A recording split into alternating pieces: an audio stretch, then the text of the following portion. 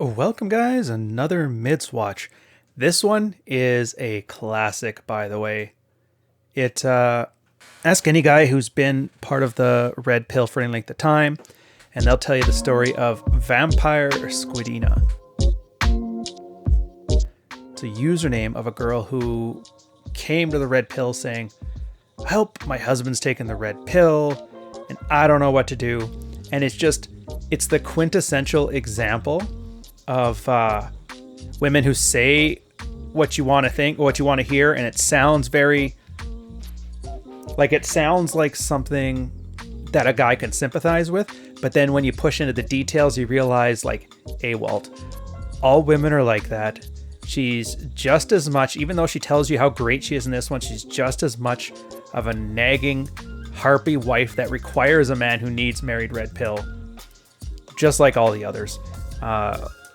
There's two threads on this one, and we're going to kind of bounce back and forth. I'm going to start with the standard one. So anybody who's red pill will probably know this. It's basically like the woman fault part of it. And then the second part is going to be, again, back to Jack Tens and myself, where we kind of delve into some of the motivations of the guy in this one. And I think it's a term he coined, the latent anger phase. And I really should do a video on that one because nobody else talks about it. To start off on it, though, she gives wife needing advice. And she says, it's a female victim puke ahead. My husband has been following MRP for about a year now, and something is definitely wrong because we are both unhappy. Some guys suggested I post here and ask for insight and advice. Our attractiveness has always been uneven. I'm hotter than him, although they're closer now that we're getting older. Neither of us is overweight. We're both in our mid-30s. We're both married 8 years. Well, I guess they would be. 2 kids, non-vanilla sex on the regular, financially healthy, both of us work. I've always made an effort not to nag. I don't think that we fought that much over the course of our marriage, but definitely have taken a turn for the worse in the last year. I'm not perfect, but I don't think I'm a harpy, at least compared to what I see going around in other marriages. Pausing on this one here, it's funny though, like you can almost see, and this is going to be so common when you read like these relationship breakdowns from the female perspective. It always starts with some kind of statement I am a good person, I don't do this. And then the next sentence is always the reason that she's doing it anyway. Like, you know what I mean? I'm not normally a nag and we never fight, but in this past year, he's just been very unhappy. It's like basically saying, well, we don't fight unless we do. Well, I'm not a nag unless I am, but it's okay because I have a reason. It's not my fault. He's been turning on the dread from what I can tell, and I don't know why, since we've always got it on pretty frequently, 2 to 3 times a week, sometimes every day. He just been staring at, flirting with other women in a very obvious way in front of me. He makes jokes or just walks away when I disagree with him on something, even tiny stuff. It's as if my opinion is stupid. Teasing me in a very unfunny, hurtful way, stuff like that. Now this is all new behavior and out of character. We've had a lot of fights lately. Remember what I said before? We don't have fights. But we have a lot of fights lately, often because of this behavior. And I admit, I get emotional and less rational when I'm really angry. I'm a crier. Remember before when she said she's not as bad as those other chicks? But here she's like, yeah, I get angry and emotional and I cry a lot. It's like, all right, I guess you're not like the other girls. You're strong, independent, you're attractive, and you have a good job. But I also calmly ask him directly what he wants and needs from me, and I get vague responses like, it has nothing to do with you. I'm becoming a better man. And I would be willing to change if I knew what to do. You see that though? And again, I'm stepping outside of this one for a second, but the guy understood married red pill. Now we'll talk about like the parts that he'd slip ups on a little later, but he understands it's not about fixing the relationship, it's about fixing the man. And so when he says, this has nothing to do with you, I'm fixing my stuff, like he really means it. And this is where solipsism maps to these situations. Like the girl, in her mind, she can't even fathom that he's doing something purely for his own motivations to deal with something on his own that has nothing to do with her. Because that's what solipsism is. It's not selfishness, it's not greediness, it's not any of that stuff. It just means everything comes as if she is the center of thought of all of this. Like she's the only character that mounts. Everything else exists to serve her own ego. Again, it's women. It is what it is. So he knows that I know what he's doing with the married red pill, and I'll be honest, I disagree with a lot of it when it says about women and what motivates us. Since finding that out, he's ramped up those behaviors even more. I'm here lurking and reading and trying to understand what he's trying to accomplish. I'm trying to have an open mind and believe he's really trying to make our marriage better, like so many of you guys are. However, he's currently acting like a dick. On the positive note, he's going to the gym, he's getting healthier. He's also taking more responsibility in our family and doing better at work. He's playing soccer and going out with guy friends more, and I'm psyched about that. So guys, why is he doing this, and how should I respond? Like, where do you want to take that? Hey, by the way, he's better, he's hotter, he's doing more. It's all great, but the control freak in me can't quite give up. So what do I do to control him, but still get all this good stuff of him acting on his own wherewithal?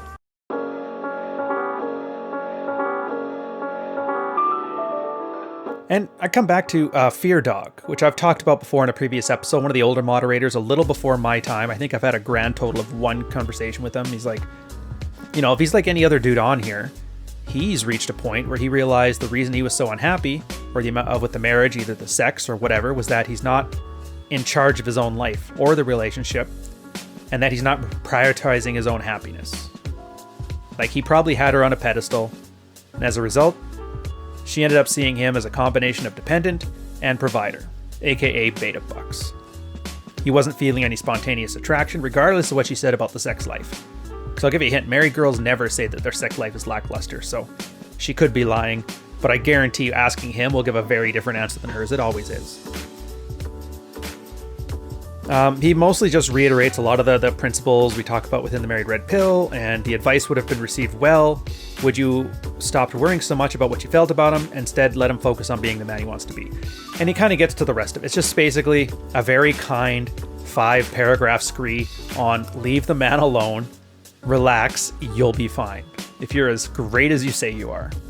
So how funny is that? And then I actually found my old stuff here from my old account. It was a Stone Pimple Tie Lists. I since deleted it because I was going to go live at that convention with Rollo Tomasi, the one that shall not be named. And I'm like, I can't go on stage and have them introduce me like this. And that's when I went with like the name Ryan. I think it's much easier to talk in a conversation as opposed to saying, hey, Stone Pimple Tie Lists. Like, I'm not going to be that guy known for 10 years. I can imagine Benjamin's kind of annoyed that they still call him Sargon of Akkad, you know? The one thing I add, and this is going to be, we're going to put a pin on this after, because this is the part where we're going back to the Jack 10 of Hearts thing. So the only thing I'd add to it is at some point, if he gets to the point where he's happy with himself, he's going to resent you. Because looking at her, it's going to be a reflection of his failure for years. And he'll get over it eventually, as long as she's making some effort on her part. And I assume she hasn't had a nuclear freakout moment because she's insecure about the relationship, or maybe hasn't had it yet. And if there's hope for the two of you, he'll give you his vision and all this stuff will go away. So it's just like, trust the process. Until then, your best bet, just look objectively over the last decade. I bet she hasn't honestly been able to see his happiness as anything other than a reflection of her own, because empathy for women is not easy. Again, solipsism and empathy, they're not the same thing, even if they do have a lot of parallels to them.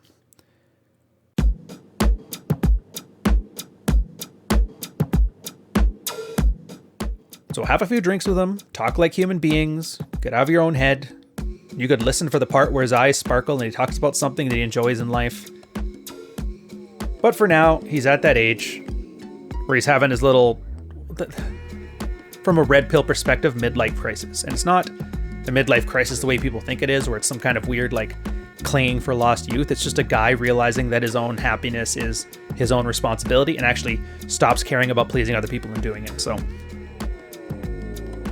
putting a pin in this, and we're going to go back to the whammon ain't shit side of things.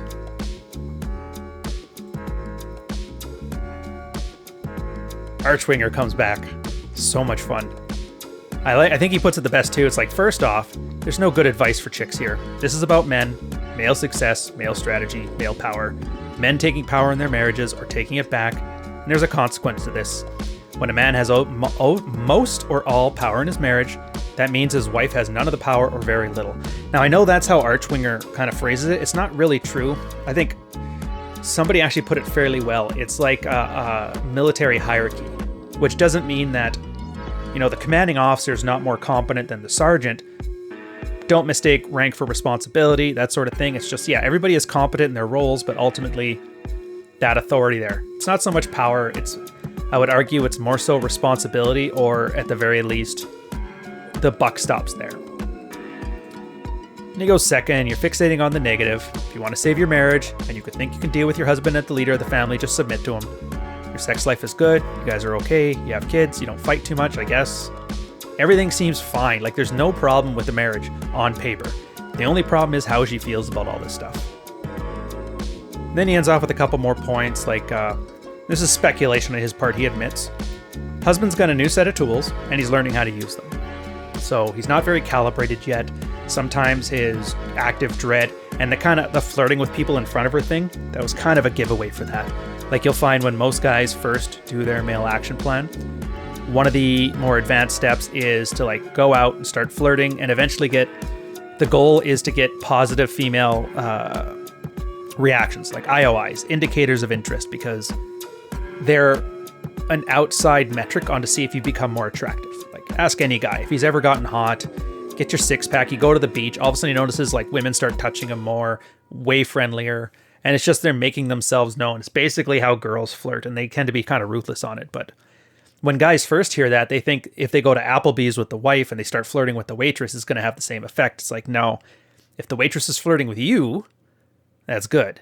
If you're flirting with the waitress, then it's kind of a display of lower value. So, and then the last part, it's kind of a funny position. So she knows he's reading it on the internet, and she knows he knows that. And so for a lot of guys, they find this stuff kind of embarrassing. This is one of the reasons we say don't talk about Fight Club. Last thing you want is your girl having an internet argument with you over, oh, well, didn't Archwinger say this? So why are you doing that? And that's not the point. Like, the point here is he needs to take charge of his own life. And yes, he can learn whatever skills, ping ideas off of all the guys here, but the wife will automatically, and most of the time when they do find this place, is what they do. They try to make the subreddit the authority and start using that as a cudgel to beat him. And that's a trap a lot of guys fall into. And so we find the easiest approach is just don't tell her about this place. It's just not worth the hassle for you, and you're not there yet to where you can say, I don't care what the internet friends say. Shut up. You know? Each girl was there to have fun and not be shamed about it by her frenemies.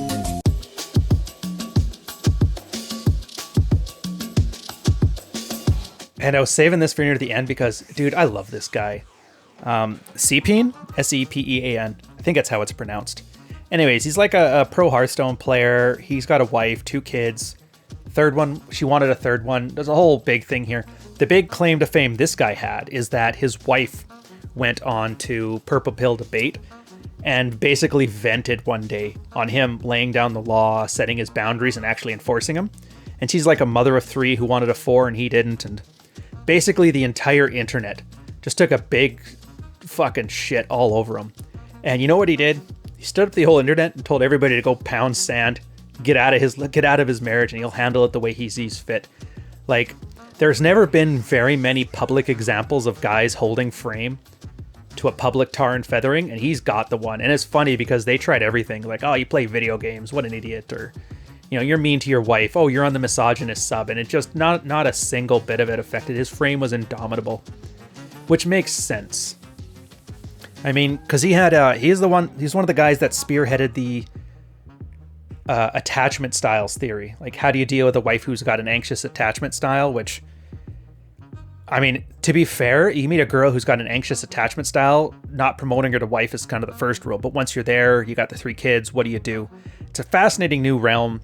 It doesn't get nearly enough attention because it's a very niche space within a niche space, but I think it'll be kind of funny. But he says, so you think he's an asshole, but he's getting kinky sex on the regular. Sounds like he's doing fine. Next up's the main event. Is this you gathering ammo for that so you can hit him with the you're so fake and your internet buddies know it or some shit? Well, go for it. Hit him with it. Give him all the shit. Start quoting Rolo and Archwinger. Do whatever you have to do. Give him the chance to prove just how strong his frame really is. It'll make you both much happier. And if you're reading this, Mr. Vampire Squid, don't listen to what she says. Watch what she does. Lift and lead, bro. And a lot of us. Alphabet 49, he was one of the guys that, like Bogey and I, started around the same time. He's like, I love it. But it was funny because they reference an old thread where she was basically doing this before and she just turned it all into her and she just started ranting and, oh man. But it's funny. Like, and that's like, back to the topic though, that's the frame part. Doesn't matter what the hell she does. Doesn't matter what she does. She can know all your tricks. She can read all the books. She can know red pill better than you, but you don't have to care. And that's the beauty of this stuff. It's like wearing makeup. Like even if she knows you're wearing it, it still works. And then S-Curve Much comes in afterwards. You guys might remember him. I've had him on the show once or twice. He was the doctor who was like ugly as a sack of smashed assholes, and he still manages to pull like hotter 20-year-olds now that he left his wife because she was just seeing him as beta bucks. He's like, I'm made up for more than this. But he puts this like, here's an exercise for you. Either here or somewhere else. List 10 reasons why you suck as a wife. Obviously, he isn't happy with the way things are now, so if you want to help, cool. Figure out what you are and have been doing wrong, and how did he even end up here? Now, she thanked him for the advice, but she never did it, as far as I can tell. But again, this whole thing, none of this was about like finding an answer or communication, which I think, and this is one of the approach that everybody in the whole thread kind of took wrong about it. It's like they were assuming more communication was the issue, have her understand the process of what's going on. And granted, I know part of it is a lot of guys are just putting these things out there to, like, you know how the best way to learn something is to teach? So by them explaining the concepts to her, it helps them better articulate them in their own mind. So she's kind of more of a proxy for it, but she doesn't care about any of that shit. She just thinks it's all fake, and she's throwing out this giant shit test to test it for holes so she can come at him. And Alphabet kind of admits as much when he quotes her, he knows I know what he's doing part. And he goes, this is why I cringe when guys say their wives know about married red pill. You sound like a typical modern woman, struggling to keep the pants on the relationship by being an over-analytical fixer, trying to, quote, let him lead. Your knowledge of the game is only going to muddy the waters as you try to guess the next movie he's trying to execute. It steals the very magic of having a man who just gets it. In trying to understand his strategy, you're ruining the game. And on top of all that, you and him don't even agree on a lot of what it says about women and what motivates them. Some couples with mutual knowledge make it work because they both see the logic in it. And he mentions, and this is a story for another time, this guy's name handled the Greasy Pole and his wife, as well as I believe Alphabet and his wife. And I guess mine now. It's a fun little game because they're both playing by the same rules and assumptions. It's no wonder why you two are butting heads. If one of you thinks the ace is worth 11 points and the other one thinks it's 1, he's like, my advice for you is just get out. Stop reading this stuff and piss off.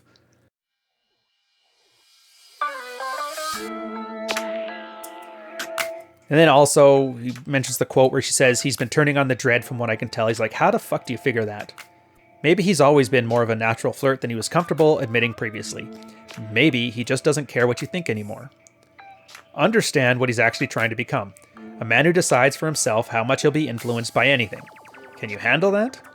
You might feel like you're losing the sweet, affectionate cuddle baby you once had, but the beauty of the red pill, the praxeology, is that the woman can then completely trust her man is still with because he wants to be there. Not a marriage license, not commitment, not vows stand in the way of what he wants to do. And fortunately, he's made it clear that he wants to do you for the rest of his life. So respect the effort, stay out of his business, and enjoy the ride as he figures it out. The one thing I wish I could find, because she deleted everything, and we have some archives of this stuff, but she was in a different thread complaining about her husband there, and she just hijacked it. So I got like these 5 points are all that I got based on it, but I already know kind of where it's going. So the first thread was about red pill stuff in general. He's like, you completely hijacked it. It was solipsism at its finest. She made the entire thing about her when she was like the least important thing on it. And then every time you defended, excused, explained, or rationalized your way into a hissy fit, and then you finally concluded after a huge argument saying, I understand what you're saying. Like you saved your skin, just barely proving you could handle being wrong. I'd hate to be your husband that has to deal with such a bulldog. And again, you see this there? She talks about how they never fight, they never get into arguments, she's always calm and rational, and then what did she do? Yeah, I'm an emotional crier. And then the first chance she gets to have a conversation with somebody, she just turns into like the nagging Karen that everybody knows that he was dealing with. And again, every time I hear, well, not all women are like that. I'm not like that. I think, yeah, just let her talk. She'll be just like that. Give it 5 minutes. Nobody's like that unless they are. But when they are, it's probably his fault. His third point, absolutely savage. He goes like, you're a meddling bitch. I have absolutely no patience for your shenanigans. I just kind of laugh at that one. It's like, I don't think she's been told no much in her life, which makes sense because she talked about how she used to be super hot, and I think she used to be a model back in her 20s. So of course no guy's ever been honest with her. In fact, I'd argue this is more of a case of a girl hitting the wall than it is about a guy running dread. Because he's obviously gotten to the point that they're 35 now. She's clearly hit the wall. That's not to say she's not attractive. What that is going to say, though, is that people stop lying to women. And so she's probably hearing no for the first time in her life from multiple sources. And this anger probably stems from that. It goes to 4, like you haven't swallowed any pill, you haven't read the sidebar, and you follow the blue pill. And then you have the guts to come in here and stir things up. Basically saying, get the fuck out of my house. And there's plenty of good advice that addresses things you can control and compute and improve with, but you're still concerned with his actions. If he's acting like a dick, I wonder why he would need to. And then she plays the victim. Oh, all this just because I wouldn't take shit from Wine More Please. Next time I'll just say okay and be, Susie Homemaker. But yeah, that's her only thing is there. She was called a bad person and she wanted to make sure he knew that he wasn't a bad person. Anyways, basically solipsism at its finest. AWOLT at its finest. And every girl who thinks she's not like that, absolutely like that. I don't care how hot you are. There's a Karen inside of every wife. And part of it is just learning to let it go because you can't control your husband. And I think that she'll eventually get there. But I'm going to take a quick break. And then we're going to get to the Jack 10 of Hearts and my side of things, which is a bit more introspective. It's not even so much for her sake, but it'll be great for you and for me to go over.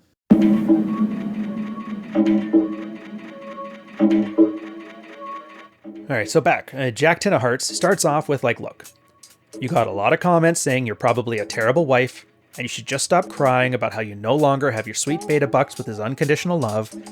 But this comment in particular stood out for me. And you remember the one I said early on about, at some point, if he gets to the point where he's happy with himself, he's going to start to resent you because you're going to be a reflection of his failure over the past couple of years. And he goes, yeah, so let's dig into that because I think it's pretty common. I'll call this the latent anger stage. Now, we're pretty good at identifying acute anger within the red pill, but too many of us think that once we've reached some sort of acceptance, when all we really did was shove that resentment down long enough not to have it completely consume our thoughts. We're not resentful of our wives per se, but the whole chain of events that got us there and how many different choices we have made if we understood these core red concepts earlier. But when I hear some guy write, I'm not mad at my wife, I just couldn't give a shit about what she thinks. I mean, come on. How the fuck is that not anger?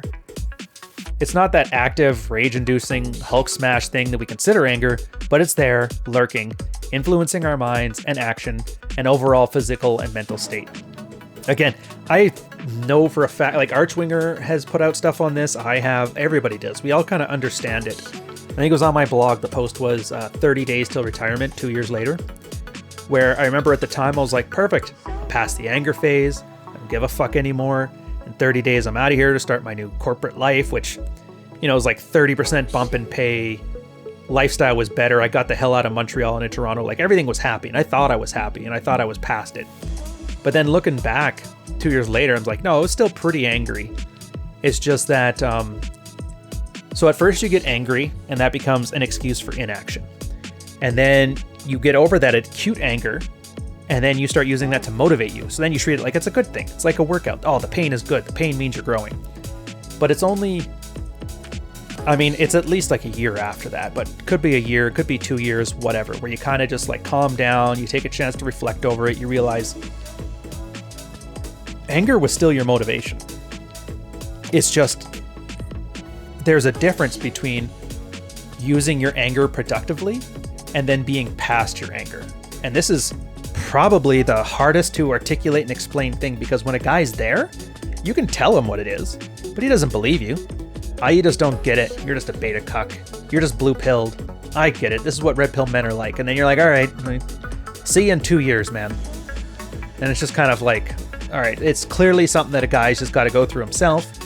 He'll get through the piss and vinegar. He'll use it. He'll build himself up. He'll get over it, whatever. Back to the post. So he says, let's review. I've always been hotter than him. We're both in our mid-30s. And he's been staring at flirting with other women in a very obvious way in front of me. Like, I'm sure 80% of the descriptors like these, if accurate, means your husband never fucked as many women as he wanted to in his life. And that's where this is all coming from. But why is your husband so angry about this? It's probably because at some point in his younger years, he somehow internalized a life full of women desiring him wasn't in the cards. Probably because most girls he was interested in said things like, you're a great guy. You're like, every girl wants to marry this kind of guy, but I'm just not ready for that yet. So this is how he thought it all worked. And he thought marriage material.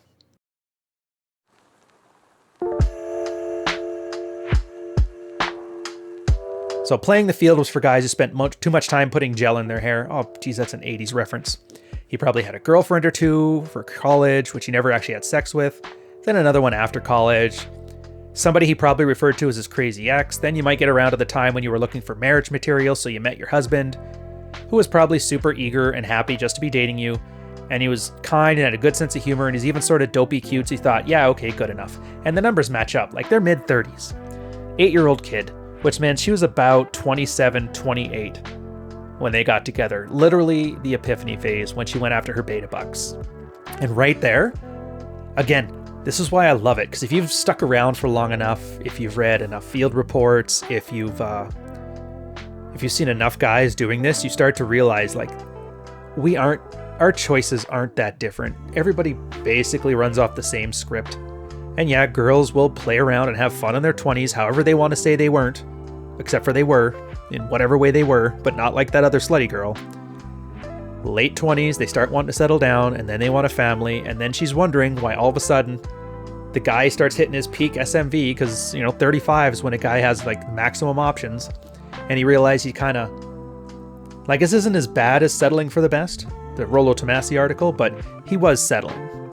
And now he realized he didn't have to, and he's kind of making up for lost time, and he's kind of coming to grips with the anger of that, and that's why he says, like, this has nothing to do with you, and it doesn't. It's like, it's not his fault. She had fun in her 20s and then settled down for her 30s. She got everything she wanted. But he had to kind of settle for what was offered. And now he's not content with this. He thought he was content with this. A lot of guys are. When your husband would hear your marriage material, he thought he would take that shit like a compliment. He's like, I'm just disappointed that I have so few sexual relationships with women. I don't know why. I don't think I'd be disappointed. It would just get him shamed. It just means he's shallow, told that he has to wait for the right girl and meet someone who appreciates him. Like, nobody told him, dude, no. Being labeled like marriage material is bad. You want to be fuckable. And then of the girls you're fucking, if one of them adds enough value to your life, you can marry her. You don't want to fuck more girls anyway? You're a dude. It's okay to want that. It's not like something to be ashamed about. It's only shameful if you whine about it and don't do anything about it. It's all accurate. And Jack says, I've been known to make some pretty good insinuations on married red pill, but I can always concede I could be dead wrong and skip the next few thousand words that I'm probably going to write and fix everything in your marriage with this. His advice, though, is pretty funny. So tell him that you're not getting what you want out of the marriage, so you want a divorce. It's that simple. He can move on, so he can try and date the women he feels he never had, and you can start finding a guy who won't treat you like shit out of some misguided sense of anger at your entire gender. Jumping right to divorce probably sounds extreme because it is. And just like someone being told that they have a terminal illness and immediately driving off a bridge on the way home because they're thinking, well, I'm going to die anyway, so why not skip to the end and save myself and everybody else a bunch of time. This may sound discouraging, and you may be wondering why I'm so convinced this will solve things, because some of the desperate reasoning, and he'll explain why, it's the guys here who swallow the red pill without too much lingering anger fucked enough women in their past to realize they were, in fact, an attractive person. Attractive enough so that a cute girl that hung out with them a few times would be willing to have sex with them, and you realize that level of self-actualization, the actual sex isn't that much of a big deal anymore. And this is something I think most people don't get. They think everybody in red pill just thinks about sex. It's like, no, it's not about the sex. Sex is a symbol that half of the species finds you valuable enough for something, just to sleep with. Like everything else can be faked. You can buy an ice cream for somebody you can't stand. But women just can't sleep with somebody who's not valuable to them. That's why struggle hugging is such like a big deal for them. It's like that's the ultimate removal of the one decision they get to make in life. Who gets some?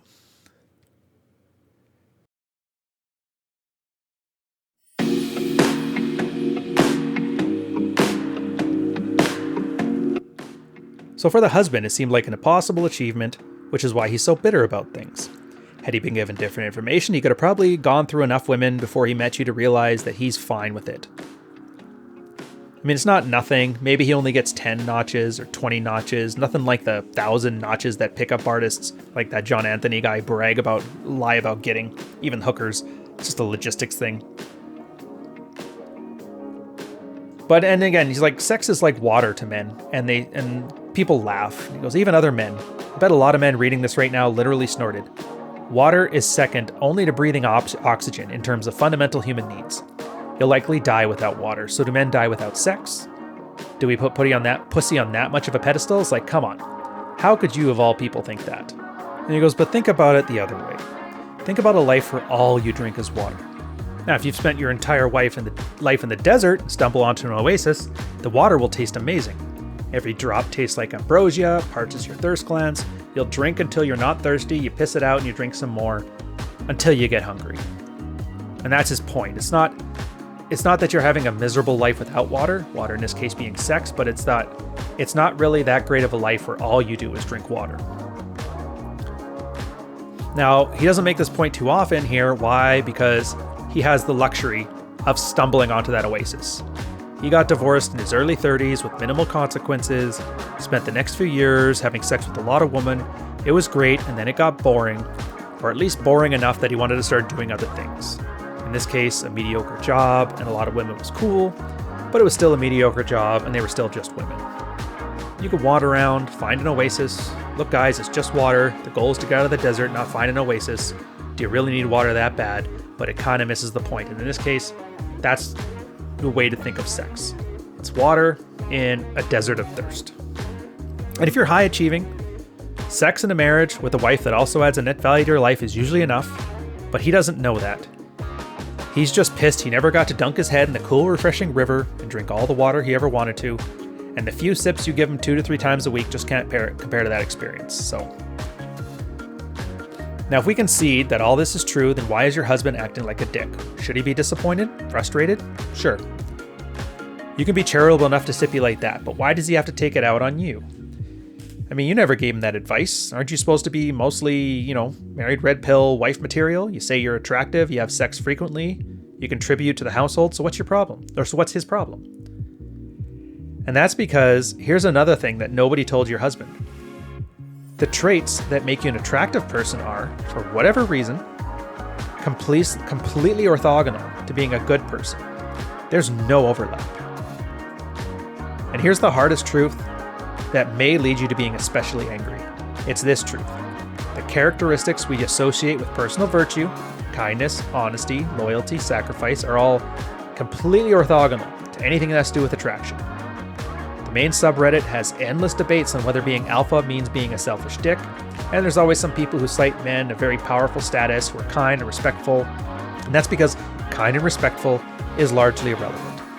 The person could be a powerful man, and even if they were abrasive and offensive, they'd still be just as well as the guy who's kind and respectful. Now, being marriage material does not have to be opposed to being fuckable.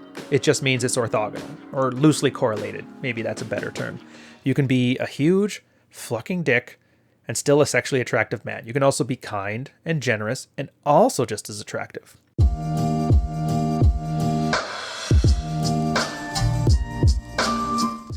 The reason why beta bucks losers are also the kind of person that's labeled kind and generous is because they were terrible in discerning who should deserve their kindness and generosity.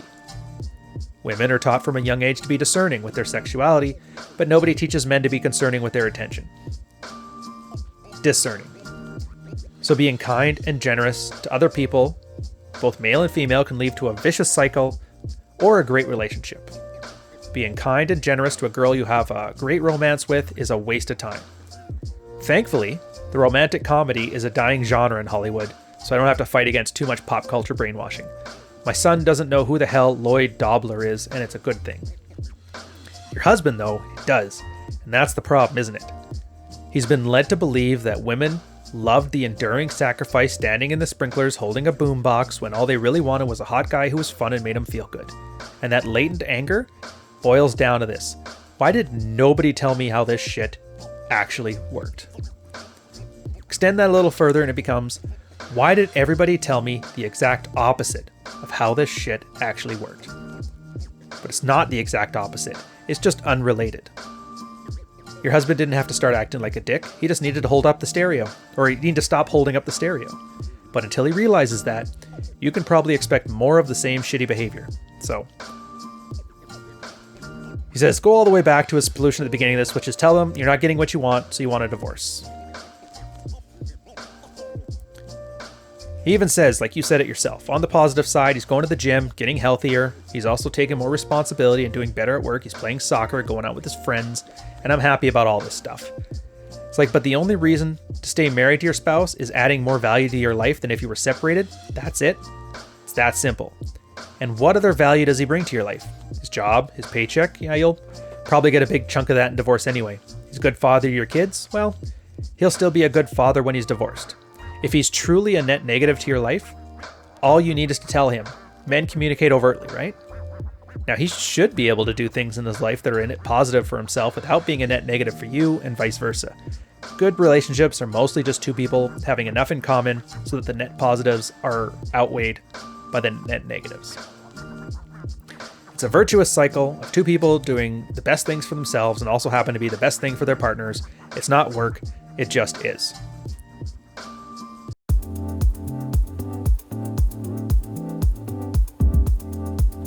I think I should spell this out because I don't know if people caught what he's doing there. He actually doesn't want them divorced. What he's doing is he's forcing her to self-reflect. And I don't know if it's a rhetorical strategy for everybody to use, but I know it's a great one to use on girls. I do it with my girl all the time. When she really wants something and she can't make up her mind and she's whiffling and she's waffling and she's arguing and this, I just make the decision for what I think would be the worst decision. And then she'll fight me on it. And then if she fights me, she clearly wants the other one. And that's kind of what he's doing here. Well, turns out if the only thing you like is that he makes good money and he's a good father, then you might as well just divorce, because you can still get all those things when you're separated. The sexual marketplace saw to that. If his issue is really that he didn't get enough women, so he's not so concerned about water in the oasis, make himself out of the desert, solves everybody's problem right there. He still gets to be the good father. She still gets the money and resources that he likes. He gets to go fuck some strange. Everybody wins. And then that'll force her to think, well, is that what everybody really wants? And that's kind of what he'll start to think too. Is this actually what we want? Because on paper, it's exactly what they've both been saying. They're basically saying they want to separate. Not so much though. Most of these ones, I mean, maybe it's true. They never actually did follow up on this one. She kind of pissed off and left, but what ends up happening is people start to get to the core of what they actually want. And in his case, it may be just making up for missing out. It could be a process he has to go through. A couple months later, he's on the other side of it, just like anybody else with the anger phase. In her case, it might be she actually doesn't like him. She just likes the good beta bucks, which makes sense because I think it's the, how did Rollo's SMV chart over time go? There's a re-emergence, her eat, pray, love phase, which I think is mid-30s, almost 40. So if there was to be a separation, it'll pretty much start right about then, which is funny because that's when the both of them decide that, like, the man's top tier SMV, the good job, all that stuff. He's got pre-selection, like an ex-wife is pre-selection. I don't care what else you say. And then she gets to go out there and be the spinster in her 40s and realize that being a single mom isn't so great. But isn't that funny? Like, if you follow what she actually wants, it'll lead to a worse outcome. But generally speaking, once these people are exposed with actual consequences to their actions, they tend to calm right the fuck down. And what'll end up happening is she'll realize, well, I mean, she won't realize, but she'll completely frustrated where she cannot control the situation and she has to actually trust him. And then he, once he actually sees that and stops getting nagged all the time, will start to treat that with some reverence. And then they eventually get over it and grow together. And this is what symbolizes something we call the main event, which it's a whole topic in and of itself. We're already up to like 40 some minutes here, so I'm not gonna fill this up one here. But I'm gonna leave it there. It's kind of a nice little funny one. Vampire Squidina. God, I hated that bitch. She was one of like the three girls, her, Deads and Sushi, and Atlas, who basically got us the no girls in the locker room rule. Like any girl out of the locker room, we don't even care. So that's funny. Anyways, enjoy yourselves. I'll catch you guys in the next one.